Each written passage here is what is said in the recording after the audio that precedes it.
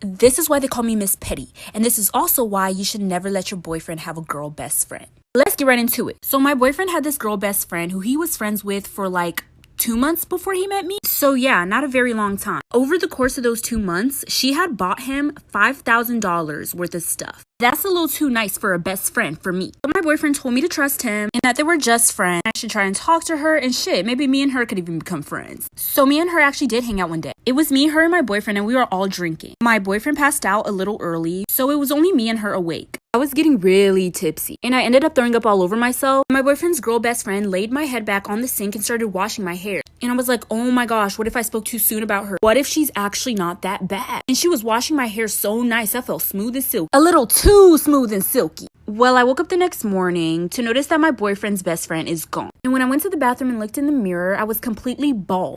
Part 2 of why they call me Miss Petty. So like I said, when I woke up, my boyfriend's best friend wasn't there. And when I looked in the mirror, I was completely bald. So I woke up my boyfriend and he's shocked. He's like, what the fuck did you do? And I was like, what the fuck did I do? I know his best friend did this. When I texted her number, the messages weren't going through. And when I checked her socials, I was blocked on everything. I made my boyfriend DM her on Insta, but we watched her Instagram story and there were so many pictures of me bald while I was asleep. At this point, I was literally bawling my eyes out. My long, luscious hair was gone. I even called my mom. Mind you, we were all in college. So yeah, like I said, I was bawling. I was honestly ready to give up on life right then and there. I was regretting even going to college. I'm just kidding, stay in school, kids. But those tears ain't last for long, child. I was gonna get my sweet revenge. So little old me made a sugar daddy page. I did some follow for follows so I could get some followers so it could look legit. And I posted some pictures of an old man I found on Facebook. Then I DM'd her and asked her if she wanted to be my sugar baby. And she said yes. This is where the fun begins, like for part 3.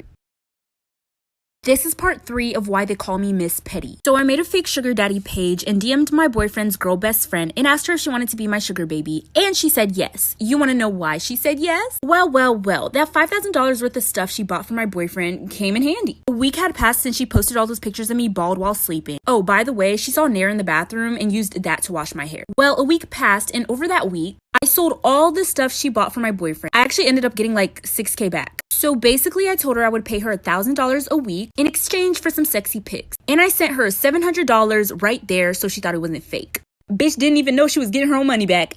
So I sent her $1,000 a week for 5 weeks in exchange for pictures. Well, once all the money ran out, it was time for revenge. I gathered up all the pictures that she sent me, made a fake page pretending to be her, and sent the pictures to her parents, her job, the school, and to multiple girls' boyfriends on Instagram with the text, break up with your girlfriend cause I'm bored, but shh, don't tell anyone. Like for part 4.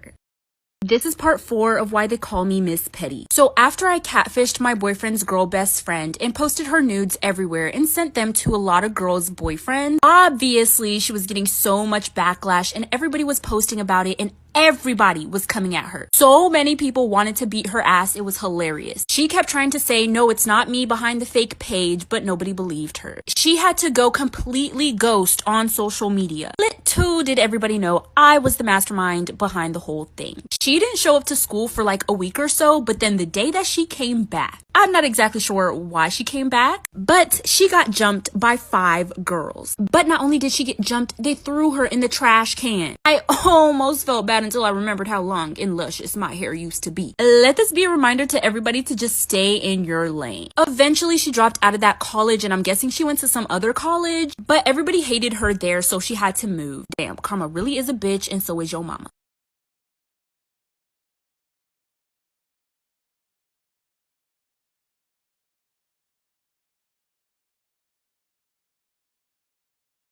This is a story time of why I dropped out of high school on my first day. And when I say my first day, I mean my first day of freshman year. After this, I never went back. So like I said, it was the first day of freshman year and I have extreme anxiety. My anxiety is literally so bad. I literally get anxiety just by waking up in the morning. So I was super anxious for my first day of high school. I literally was running around the school. I could not find my classes. I walked into the wrong classroom several times. It was so embarrassing. But then I finally made it to my first class. I sat down in the front of the classroom. Bad idea. After running around the school and not being able to find my classes and walking into different classes that I wasn't supposed to be in, which was so embarrassing, my stomach was literally in my ass. My stomach was literally bubbling because of my anxiety. I felt so much pressure in my stomach I needed to let some out. And I thought I could get away with it, a little silent fart. It was silent, but it was not a fart. I shit my pants. Then the teacher says we're gonna go around the classroom and everyone has to stand up and say one thing about ourselves. Starting with me, since I was sitting at the front. Now this is what happened, for part 2.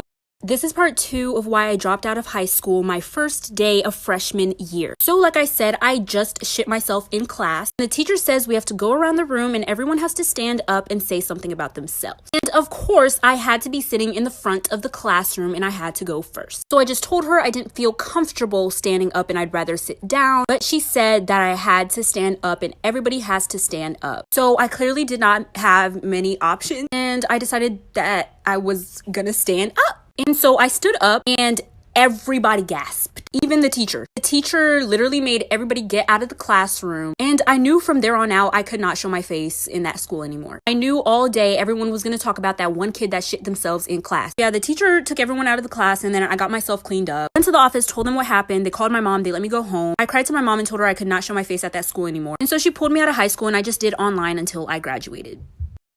Story time of why I'm terrified of ever babysitting again. I started babysitting for this one family in the summer of 2019. I have my information for babysitting online so people contact me. So the mom contacted me and said she wanted me to babysit for her 3 kids. So we set up a time and schedule. She gave me her address, the usual. So when I got to her house, she had already left 5 minutes before I arrived. And I see the kids sitting in the living room watching TV. But then I see this man walking down the steps. This man who I was assuming was the dad. He asked me who I was and I said I was the babysitter and that I sorted things out with the mom and if he wanted to make sure he could call her. Well, he told me that he was the dad and that he knew I was coming. He just didn't expect me to come so early and so suddenly. I was kind of confused as why they needed a babysitter if he was already there. So I was like, okay, so he wouldn't be able to get into the house if it wasn't actually the dad, so it has to be him. Well, the mom texts me and says she's on her way home, so I put the kids to sleep and then I go home. Half an hour later, I get a text from the mom saying the kids are gone. When I described that man I saw, she said that sounded a lot like her ex-husband who has a spare key to their house. Part 2 of why I'm terrified of babysitting again. Like I said, when the mom came home after I left, she told me that the kids were gone. So I described to her the man that I saw in the house that I thought was the dad, and she told me that was the ex-husband who had a spare key to their house. But she did not believe me right away. At first, she was asking me a lot of questions, acting as if I was the one who kidnapped them. Almost as if she was accusing me of kidnapping. And you know what? Those feelings were right. Obviously, the police had to get involved, and when I spoke to them, they told me that the mom wanted to know if I knew where the kids were. And I had already told her about the man that I saw. But they said that they would also look into the ex-husband as well. So she kind of believed me, but didn't 100%. I was literally being accused of kidnapping 3 kids. But they were looking more into me because her ex-husband lived in Colorado. We lived in Kansas. So I was a prime suspect up until they interviewed the dad and he gave himself up for part 3.